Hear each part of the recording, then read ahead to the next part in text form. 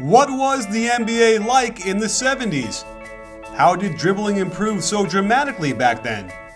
Was 1976 truly the golden age of the NBA? The only question left is, say it with me, you win.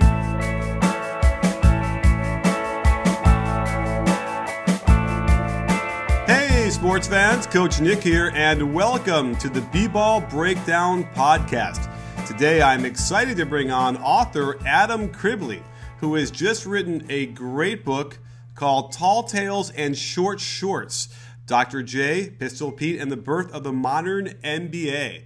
And he's also a professor at Southeast Missouri State. Adam Criblez, thank you for joining us today and to talk about your book and about the history of the NBA. Hey, thanks for having me. I appreciate it.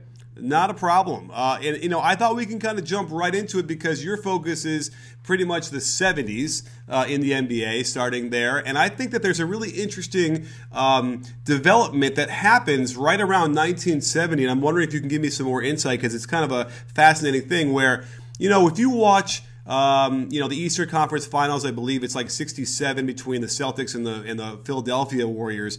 You see guards that dribble with the right hand going to their left. You don't see a lot of dribbling ability at all, really. Nobody through the legs much or behind the back. And then all of a sudden, 1970-71 rolls around, and you got guys doing spin moves, behind the back, crossovers in a very short time. And I'm wondering if you can help me get some insight into what happened there and why dribbling exploded at the NBA level.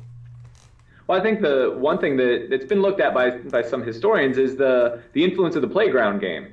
And so the playground game really picks up kind of mid to late 60s, and you have not only places like Rucker Park in New York City, but also in Philly, the Baker League and that sort of thing, that Dr. J, Pistol Pete, they're kind of coming of age. But maybe even more than that, Pistol Pete's a great example of that newfound wizardry on the court. And another one, though, is Earl Monroe. And Earl the Pearl had a mean spin move, could go either way.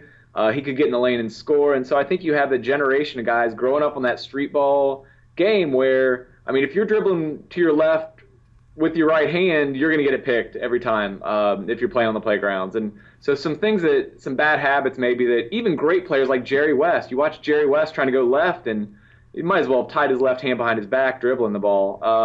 But that his generation is kind of going out, and that playground style is definitely coming into the game in the early 70s. In Jerry's defense, he actually showed this to me once. I was actually on the court with him, and he was describing some of the moves he used to use.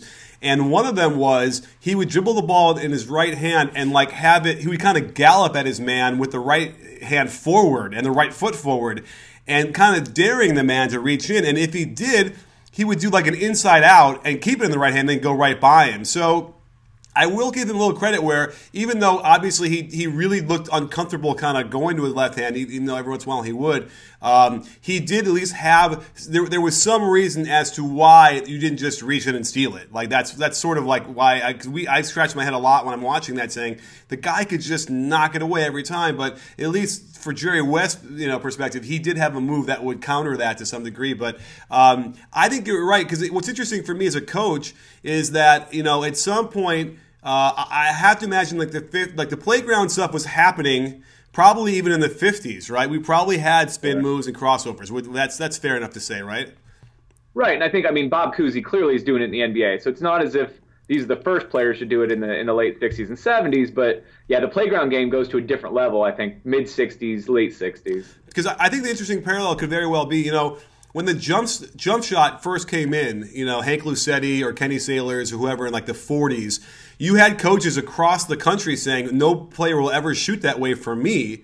And I have to imagine there's a similar parallel that way to the dribbling stuff, where these coaches probably that was why it didn't take hold until the 70s, which is why these coaches from the youth leagues on were probably even just saying, nope, you're not gonna do that fancy crossover behind the back stuff on my team, and the players as a result never really developed that until that explosion. Would you agree? Yeah, I would agree, and I think that there's something to it too, that if a player throws a behind the back pass and it goes into the stands, that looks a lot worse than a player throwing a chest pass that goes into the stands. So I think there's that element of, well, if he's doing something fancy and it goes wrong, that it's so much more worse, I think, from a coaching perspective than it is maybe for the the simple play that is doesn't work out. For sure, for sure, and getting back to, like, you know, the sort of the NBA and the dribbling stuff specifically, it's funny because when you finally see it, you realize that it is actually fundamentally sound. It is a better way to get around a player, right? To actually go to your other hand sometimes is advantageous. So you mentioned Pistol Pete, and then and he's usually the guy I think that people mention right away. But right, there are other guys that suddenly took this into another direction. And I think what happens is, like, Billy Cunningham is a good example, right? I think he was an all-star, right, in the late 60s. Sure. And he was a guy that, you know, his skill was pretty low compared to, like, Clyde Frazier. So it's interesting, right? I think what we ended up seeing is, in a very short order, players who could have been really great in, like, 68, by 71 wouldn't even be in the league, I think, right?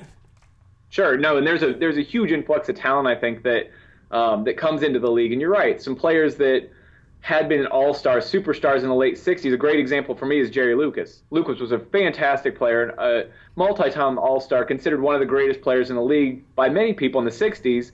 And by the 70s, he's just, you know, he's a step slow. He's not able to use the intellectual tools and those sorts of things because he's getting jumped over. And so I think that there's certainly a generational change between the late 60s and early 70s that all kind of culminates at the same time. Sure. And I think there's also, it's not code, but I think what you're also saying is that after Earl Lloyd, you know, and they broke the racial barrier in the NBA in remember when that was? What year that was? 1950 something.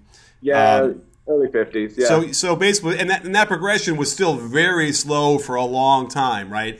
And so eventually, though, by around 1970, I mean, it was still, the percentage of African American players is still low, but at least it was kind of getting higher and higher in a way that influence clearly would, you would see some of these players who weren't great athletes, and by the way, not necessarily that skilled either, right? To some degree, just being phased out. It's a natural order of selection, I suppose.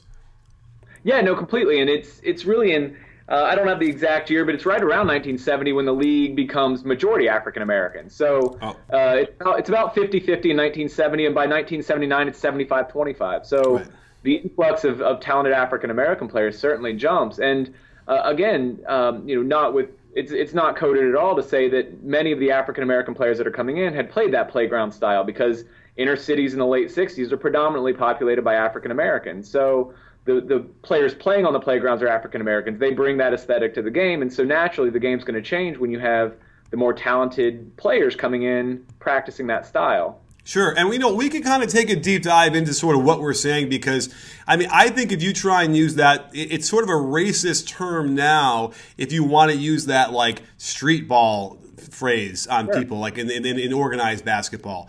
Whereas in my mind, when you watch some of the stuff like Dr. J at Rucker Park or earlier in the early 70s, it actually feels like there was more structure on the playgrounds anyway, like sort of built in. It wasn't completely just one-on-one isolation, you know, like almost like we see now if you go to the park now. I feel like there was a little sense of movement and, you know, team stuff even back then on the playgrounds. Sure, and a lot of it's 3-on-3, 5-on-5, some combination of that. 3-on-3 was really popular at the time.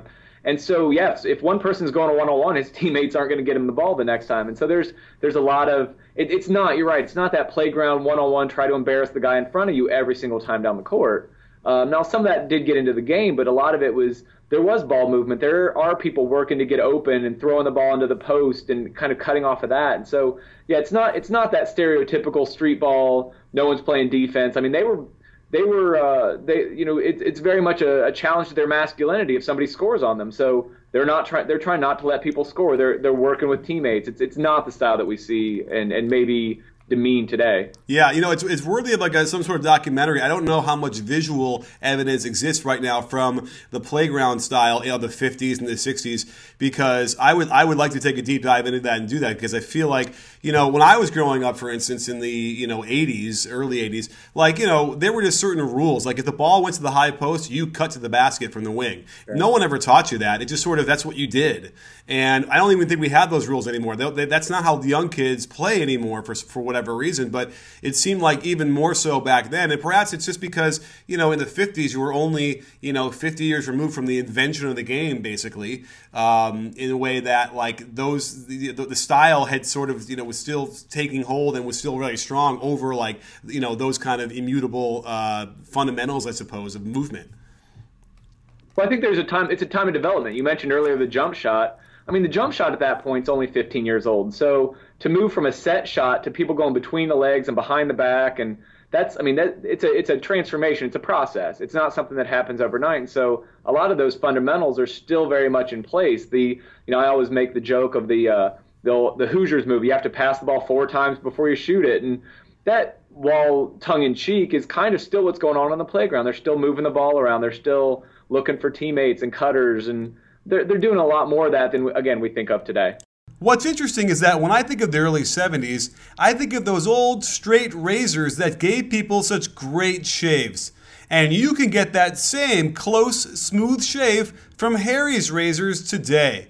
Harry's is all about a great shave at a fair price, founded by 2 guys named Jeff and Andy who did something crazy. They bought a German razor factory and now make the highest quality blades for half the price of the leading 5-blade razor. And you don't have to bother the clerk to open up the cabinet to prevent black market razor theft. They send them right to your door. They've also got great shaving cream, awesome smelling post-shave balm, and shaving sets that come with everything. Visit harrys.com/coachnick and you'll get their trial set absolutely free. Just pay for some shipping. You'll get an ergonomic razor handle, 5 precision-engineered blades with lubricating strip, rich lathering gel, and a travel blade cover. Just head to harrys.com/coachnick now and get that smooth shave you've been waiting for. The thing that was startling to me, as I'm reading your book and I'm going through, I'm just like calling up random YouTube videos to see real play as well, like the ABA, NBA All-Star, game in '72. They have on the full game, and then you can watch like the Bucks and the Knicks from '71. The thing that startles me the most about even particularly that the Bucks-Knicks, which is I'm sure extremely normal or common in that era, was just how fast the game was. And I just did, interestingly enough, a little man video breakdown. I don't know if you saw where I compared Tiny Archibald's best year to Allen Iverson and to Isaiah Thomas. But when you compare the pace, it's insane how much faster they played back then. Are you startled by that when you started digging into the research and watching some of this footage? I am, and I'd say that it was especially startling because when I started doing the research, I grew up a fan of basketball in the 1990s. And so I was a Pacers, Knicks, Heat, like those rivalries to me were what I knew basketball to be at that age. And now watching it, I can't watch that. It's, the game's 82-86 with 30 seconds left, and it's fouling and physical. The game in the late 60s, early 70s is fast paced, and the number of possessions that they get is insane. And you look at things now like efficiency and the number of turnovers, they're throwing the ball all over the place and getting up and down. It's exciting to watch, but it's definitely jarring if you're not used to that style. If you're used to the modern game, or like me, grew up on the 90s, that it almost looks like a different sport. How fast the game is in the early 70s. Right, and it's exciting only because we've even though we've kind of come back to that. If I'm not mistaken, the pace of the Warriors last year, which I think was number 1 or top 5 at least, was like 99. And the pace of the let's see, when Tiny led the league in scoring and assists that year for the Royals, right? Yeah, the Royals. Was like 117. You know what I mean? Oh, yeah, sure. Yep. 20% more possessions, and that's just they were not number 1 that year as far as I remember. So it's up and down in a way that like it's frenetic, and the skill level still wasn't high enough. I think in the 70s, in a way that, while you might have seen turnovers and some weird ball handling and whatever, because they just, the level hadn't improved like it is now, the excitement, I think, is rooted in the fact that you just never really knew what was going to happen from one play to the next. Whereas I think in comparison in the 90s, right? You're like, okay, Ewing's going to go down. He's going to get the shot, right? And you know they're going to Keem's going to get the ball. He's going to kick it out. They're going to shoot a three. Like you kind of got the sense that like you knew what was going to happen. It was kind of predictable to some degree. Where like when I watch hockey now, I'm not a hockey fan, know anything about it, but it seems like the ice makes it just difficult enough where even the best players, they're still the ball. The puck's still going to get loose a little bit, and they're going to slip a little bit, and you never quite know exactly how it's going to go. And I think it's that jazz that Phil Jackson even talks about in his books. That's what was so captivating, and I think it's we've finally come full circle, and hopefully I think we're recapturing more fans for the NBA now. Absolutely, and I think if you watch the one big difference in the 70s is that there was still a huge reliance on the traditional center that you threw the ball into in the low post. The difference from that in the Ewing era is you didn't throw the ball in the low post and then four guys stand on the other side of the court and watch him. You throw the ball in the low post, people are cutting, people are shifting, they're trying to get some action where they get an open 12 to 15 footer, or the center's making a move. And so, yes, one of my favorite teams to watch from the early 70s is the Bulls. So they had a big center named Tom Boerwinkle. They throw it in, he's 7 foot, 280 pounds, and he just acted as a pivot. People would cut off him, he'd throw the ball over his head or behind his back. Fantastic passer from the post, but it's not that traditional. You throw it into the big man and everybody stands and watches him play. Mm-hmm. So it's much more like today, but there's also that pace, but there's also an emphasis on getting the ball inside. It's not trying to move the ball around for an open three in a corner. So it's definitely a different type of style. For sure. And I grew up in Chicago, and we had heard about those mythical Bulls teams. There was no way to see those games, growing up. We just heard about Norm Van Leer and Jerry Sloan and Boerwinkle, who, he later did the radio commentary, so we knew him from that. But if you watch it now, it's like, while it is low post, it's also a lot of high post. A lot of elbow action, which is what we see today more than ever, which really makes me excited because it tells you that was right. Like they understood when Dutch Dennert in the 20s and the original Celtics was doing high post action, like they understood then how the game kind of worked and should be played. And I agree. So I think that it's an unmistakable influence from someone like John Wooden, who ran the UCLA high post offense for the most part, except for when Lou Alcindor was there. They went a little bit more low, but he still played high. And I feel like what you see there is a lot of sort of that system basketball, which is free form and not called plays, but the spacing and alignment was pretty, I don't want to say strict, but certainly pretty well, I guess what's the word, regimented to some degree. Like all five players knew where they were all kind of going on a hand, right? Sure, and you see a lot of spacing there. So you see, for example, if you throw the ball into Boerwinkle to high post, guards are cutting off him, but on the weak side, you've got Bob Love or Chet Walker kind of spacing the floor, and if his defender sloughs in, then you've got a 15-footer on the opposite wing. And so without a three-point line, they're not spacing to 23 feet. They're spacing to 16 or 18. But it's still that very similar type of their spacing, dare I use the term, pace and space. There's a little bit of that already going on kind of in the 70s, especially with some teams. One thing I really like, though, is that not every team played that way. So if you watch the NBA in the early 70s throughout the 70s, you have so many different styles of play that there's not that follow the leader. Everybody has to play the same style as the modern day, Golden State Warriors because of their success. Every team's going to try to replicate that.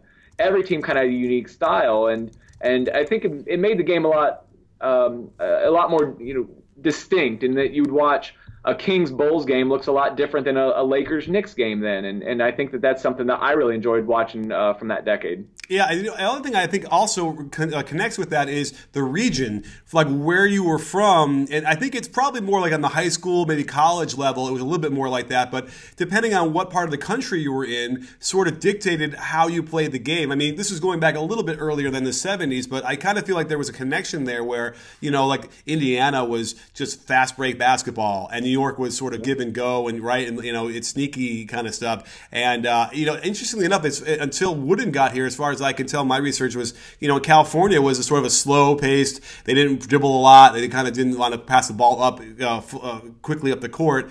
And I feel like that there's some connection to that too, or certainly at least where the players were growing up regionally influenced them all the way up through the NBA.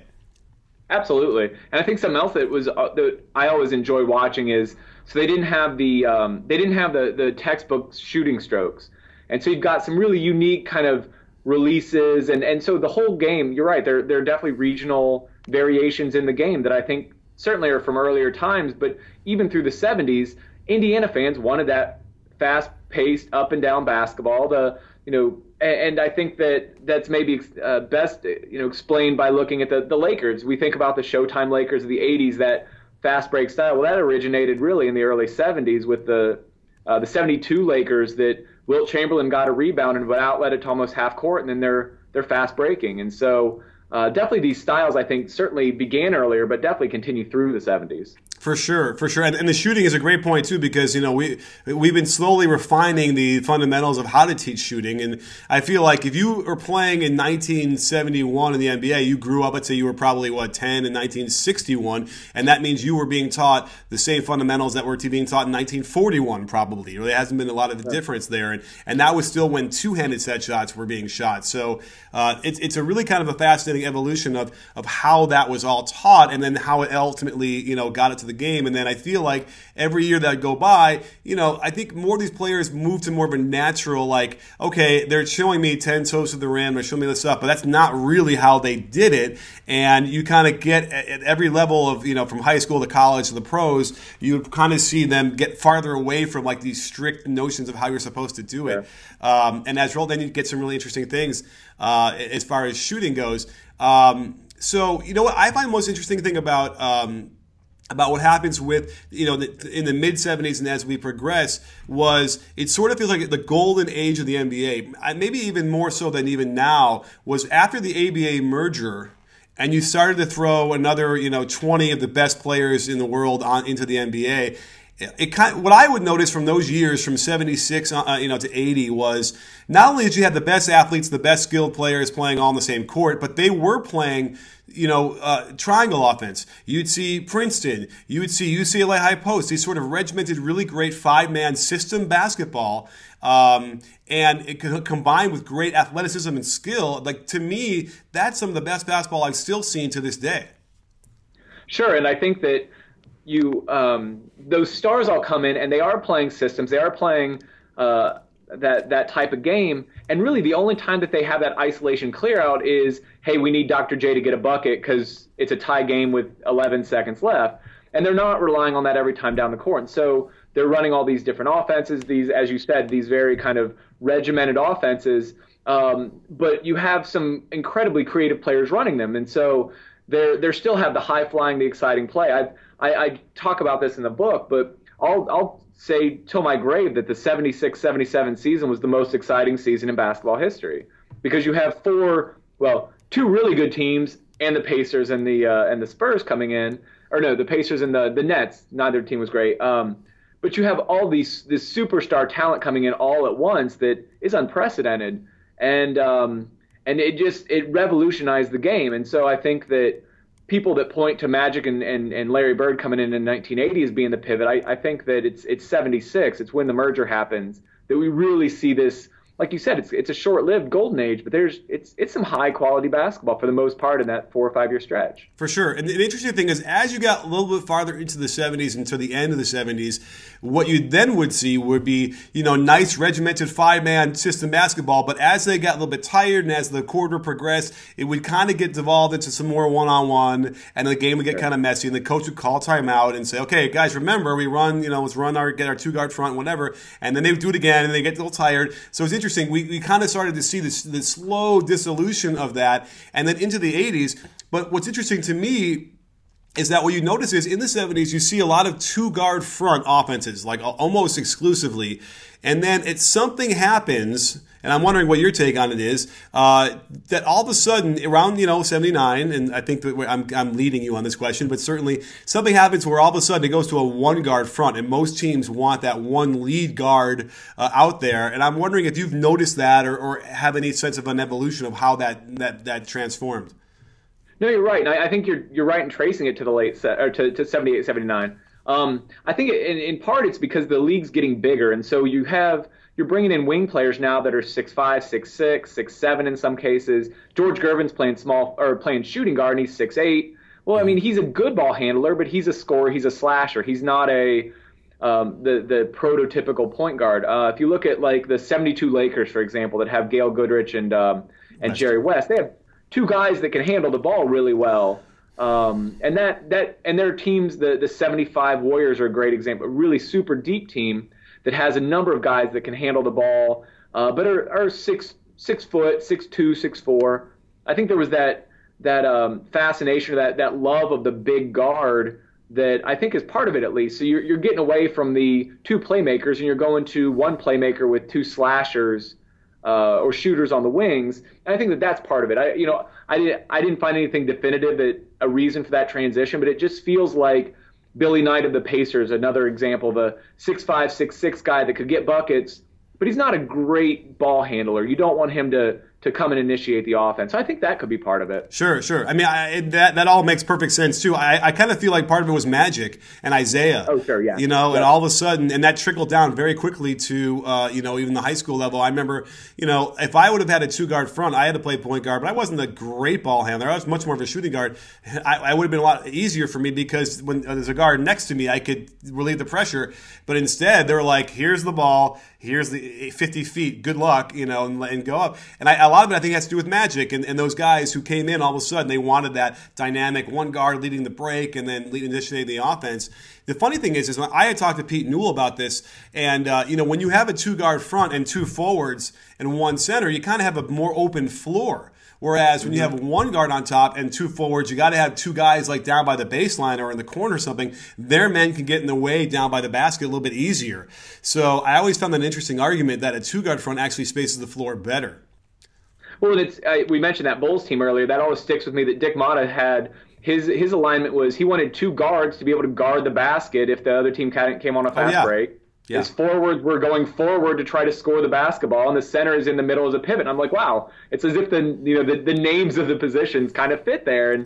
But you don't see that later. And you're right. By the late 70s, it's the point guard's getting back, and the point guard's initiating the offense, and everybody else is kind of in scoring position. You just blew my mind because you're right. In theory, if you want to think about getting back on defense, that's why you call those guys guards and why you call the other guys forwards. You know what? I'm not even really sure I appreciated that until just now. Right, and I didn't until I read Motta. It was one of Motta's books, or he had a quote in an article or something. But yeah, and that I had the same kind of moment of like, oh, wow, guards and forwards. That makes great sense. Did you talk to Thad Motta, or not Thad Motta? Excuse me, guy. Did you talk to Dick Motta at all for this book? I'm an Ohio State fan, so Thad Motta still kind of hurt. All right, fair enough. I don't think there's a relation, by the way, is there? No, he spells it differently, right? Yeah, I think so. Yeah. But no, I intentionally didn't talk to any players or coaches for this book because some of my other work is done with things like historical memory and how people remember the past. And I really didn't want the book to be colored with those rose-colored glasses of, hey, 40 years ago, this is what I remember. And in working on a project since then, I've talked to players and had great conversations, but it's still, there's always that element of they remember things maybe differently than actually happened. And fun story about that. So I wanted to get blurbs for the back of the book. And so I managed to get a hold of Dave Cowens, had a great conversation with Dave Cowens. And he said, yeah, send me a copy of the book. And again, had a fantastic conversation, great guy to talk to on the phone. But he looked at the book and said, I don't think I want to write a blurb because I see some inaccuracies. I never said this. And so I went back to my sources and, the New York Times said he said that, but 40 years in later, and maybe he remembered it a little differently, or maybe he didn't say that and it was misreported. But I decided that I was glad I didn't have a book full of those sorts of contradictions I had to iron out. So sure. I did talk to Dick Motta, but I read a lot of his stuff, and super smart guy. Yeah, I mean, it's funny because do you know what he does now? Who's that, Motta? Yeah. No, I don't. He runs a bed and breakfast with his wife, in a way that I got to figure out. It's the Bluebird Inn. I'm just looking it up right now because I got to remember it's in Utah. Where is it? It's I forgot what state it's in, but it's a beautiful little bed and breakfast. And it's like, can you imagine, like, you show up to stay at this place, and all of a sudden it's a legendary Chicago Bulls coach who, won a title with. Let's see, Dick Motta won with Washington. Yeah. Yep, absolutely. Yeah, and later on, and so anyway, I think that's hilarious, and so I'm gonna have to try and you've inspired me to get him on the show and see if I can't get him to call in. I've had Frank Layden on once, and which is an amazing pod, and so at any rate, but yeah, it is really fascinating because you're talking a lot about sort of the influence we're talking about coaches, probably was never at its greatest then like at the 70s, or maybe that was when it peaked, and then it's the influence has slowly gone down. I think you can argue maybe it's kind of back now to where it used to be. I was thinking though, can we let's spotlight a few of the more interesting, quirky characters that you encountered while writing this book that maybe like caught your eye that you hadn't really heard about before. Well, I think one from an on-court standpoint, like I mentioned earlier, was Tom Boerwinkle, this kind of big passing big man. You mentioned earlier as well, Tiny Archibald. Mm-hmm. I knew the points and assists, that he was the only person to have led the league in those and all that sort of thing. But just the way that he played was always amazing. That he was, and I like that your comparisons with Iverson and such, that he could get into the lane and score. As far as quirky off-court personalities, honestly, one of my favorite that I came across is Neil Walk. And so Neil Walk was drafted second behind Lou Alcindor, who'd become Kareem Abdul-Jabbar, and the Suns basically lost a coin flip, and so they're stuck with Walk, and Alcindor goes to Milwaukee. Walk was hilarious, and he was such a character. Like he ends up going to the Knicks later in his career. He bounced around a little bit, had a couple really good seasons where he's averaging, I don't have the numbers up, 18-8 or something like that, where he's putting up good numbers. And he became a vegetarian, lost 25 pounds, didn't have the strength to push around inside. But some of the things, he was a fantastic source for reporters who wanted to quote. If they wanted something unfiltered, players to drop the F-bomb, like they would go to Neil Walk, and he was going to supply that every time. So he was one of the fun personalities that I knew him as the guy who got drafted after Kareem, but the more you dig into it, like, wow, there's really some interesting characters that kind of emerge out of that 70s, out of that era. Absolutely. One guy that kind of, and by the way, that guy was as hairy as anybody could be. Like, I remember when you see that footage, it's like, it's his back and his chest is crazy. I don't know, maybe players are waxing these days, but, and it's always fun to watch those early 70s Suns teams because they ran the triangle offense with, Cotton Fitzsimmons was the coach who had been Tex Winter's assistant at K-State. And they ran it probably as well as any other team, probably maybe even better than the Bulls ever did, even then. One guy that caught my eye as I'm reading your book was this guy Wendell Ladner, who to me played in the ABA, and obviously there's no book would be complete about the NBA in the 70s without having to talk about the ABA a little bit. But this guy sounded kind of like Jackie Moon. He was a playboy. I mean, he looked like Burt Reynolds, and so he would, he had this great 1970s mustache, and he was a teammate of Dr. J's in New York with the Nets.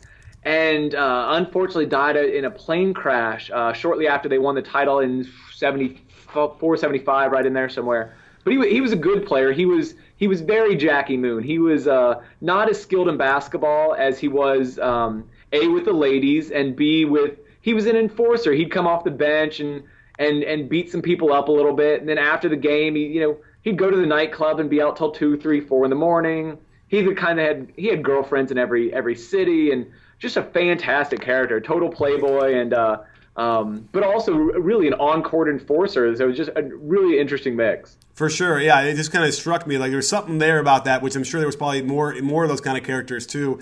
Now, let me ask you this: like, as you sprinkle in sort of cultural touchstones that were going on outside of basketball in the book, concurrently with what's going on the court, were there any kind of things that struck you as like really sort of interesting parallels as well that you didn't sort of think about beforehand or had any kind of influence on what was going on, in the NBA? Sure.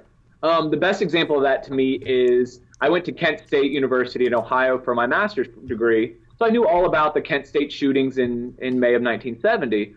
Well, I didn't put that into basketball context until I was pretty deep in my research and found that was during the NBA Finals in 1970, the very famous Knicks-Lakers. Willis Reed comes out and limps onto the court. That's Game 7's maybe played a week later, but they actually played the day after Kent State.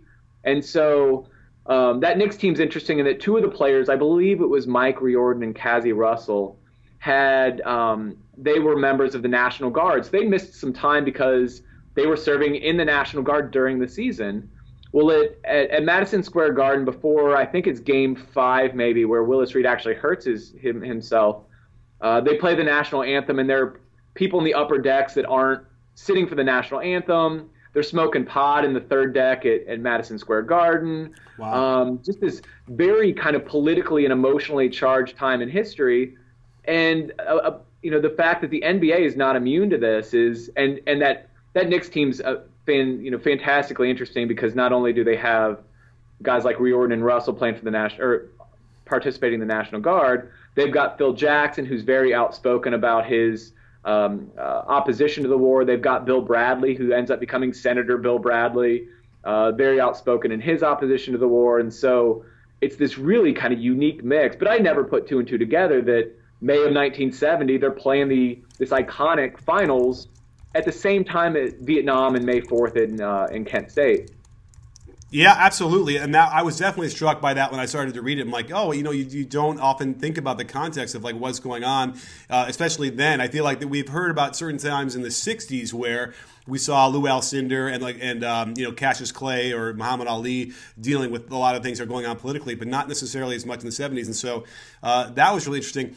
One big thing for me that made me perk up is, nobody knew this until I started. I mean, no one ever mentioned this before. So I'm a big JFK conspiracy freak, and that kind of naturally gets to Watergate.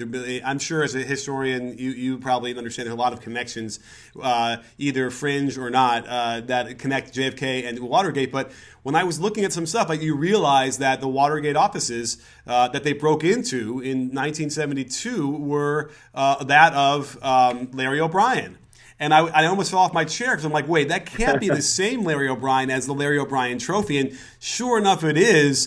Did anything else come across when you were doing research about that like struck your that caught your eye? Well, no, but that his experience with the Democratic National Party was a big reason why he got the post in 70. When did he come in? 74 maybe. Mm-hmm.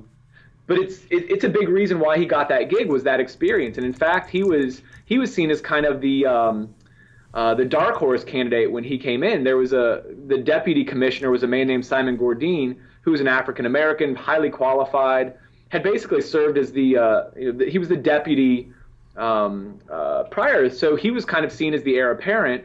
Well, they went outside the organization because they wanted somebody, because of all the political things going on with the merger and the lawsuits going on. They wanted someone that had a stronger political background. So no, the fact that his offices were broken into and that he played a leading role in that was a big reason why O'Brien ends up getting the gig. Okay, well, and what that leads me to believe is that we need to talk to David Stern, because I think he would end up knowing what really happened with Watergate, because there's too many questions unanswered. And we know that Larry O'Brien's not around anymore, but certainly David Stern was his right-hand man for quite a long time before he took over in '85, I think. So fascinating stuff when that pops up in my mind. One thing I didn't know reading the book was that Dr. J was actually drafted by the Bucks. We all had heard about the Hawks trying to sign him outright and play with Pistol Pete, which would have been amazing. By the way, did you come across any video footage of those games, the preseason games that they played together? No, and I've seen some pictures. One of the amazing things to me was that one of the best firsthand account that we have of those games, other than some newspaper stuff, is actually David Thompson. So David Thompson ends up becoming a superstar for the Nuggets, went to those or at least to one of the preseason games, and later writes all about how it was this amazing connection. And so it's interesting, kind of the level there. But no, to the best of my knowledge, there's no video that exists of that. Just some pictures that we have that, and a lot of firsthand accounts that say it was just magic to watch those two play on the same team. Yeah, that's tantalizing. However, what would have been even more tantalizing would have been if the Bucks had gotten their way. I can't imagine what that would have been like with Oscar, Dr. J, and a young Kareem Abdul-Jabbar. That would have been a dynasty. I can't imagine them losing very many games. No, and with their skill sets, the way they complemented each other, there's not a lot of redundancy there, and so. A point guard, a small forward, and a center, all three. Oscar was clearly past his peak at that point, but he could still go. And some of those Bucks players are underrated too. They had a guy named John McLaughlin that could stretch the floor, if you want to use a modern term, at shooting guard. They had some athletic power forwards that could kind of do some garbage work. So, no, that would have been the dynasty of the 70s. And I argue in my book that I don't think there really was a dynasty of the 70s, and I think that certainly would have been if they could have kept it together for a couple of years. Yeah, for sure. And then you know, obviously the dynasty that should have been was the Knicks, and they sure. You know, I guess they got 2 in the early 70s, but then you know, got derailed by injuries and whatnot, so that was tough. And you're right, there really wasn't one. I think, you know, the most interesting thing about the merger, as we wrap this up, is that, you know, the Philly ended up getting Dr. J, and they had a pretty much, you know, like a Miami Heat. Wouldn't you say they were like the Heat of 2010?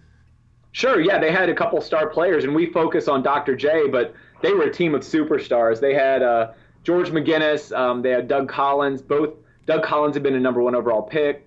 McGinnis was probably the best player in the ABA. Well, he was a top 4 or 5 player in the ABA, other than Dr. J. And, I mean, having those 3 on the same team, they were a mega team, let alone the cast of characters that they had, you know, on the bench and everything. But they had a big 3 for sure in you know, 76, 77. Yeah, and what I loved about the fact is that they ended up getting beaten by the Blazers, led by, you know, Bill Walton and then sort of a bunch of role players in a way. And the style of play was really striking. We've done a video on that on one of those games where you can just see how the Blazers kind of ran what you described like in Chicago, with a lot of cutting, a lot of movement, and the Sixers in their all-star mode sort of kind of isolated a lot and didn't have as much movement, and they lost. And I thought that was a really fascinating, you know, moment of time where we got it from one of our last, you know, for a while, sort of these, like, you know, team of not huge stars, not big names, overcoming a star-laden team. That was exciting. It was, and at the time it was definitely seen as an upset. The Sixers were clearly favored because they had that big 3. It's kind of akin to the 2011 when Dallas beat Miami, and it's that Dirk surrounded by a bunch of quality role players in very similar way with Walton in 77. For sure. Well, awesome stuff. I can't recommend enough for people to go out and buy the book. It's called Tall Tales and Short Shorts. Dr. J, Pistol Pete, and the birth of the modern NBA. And there's no question, that is the time. That is ground zero. 1970 pretty much is when, as we talked about, dribbling kind of exploded. Pace was at its highest of all time, and just a really exciting game. And then the ABA merger. So really great stuff, Adam. I can't thank you enough for coming on and discussing this. And, you know, we could do this again sometime. Sounds great. Thanks for having me, Coach. You got it. And don't forget, sports fans, at B-Ball Breakdown, we're not a channel, we're a conversation. You in? Are you in, Adam? Absolutely.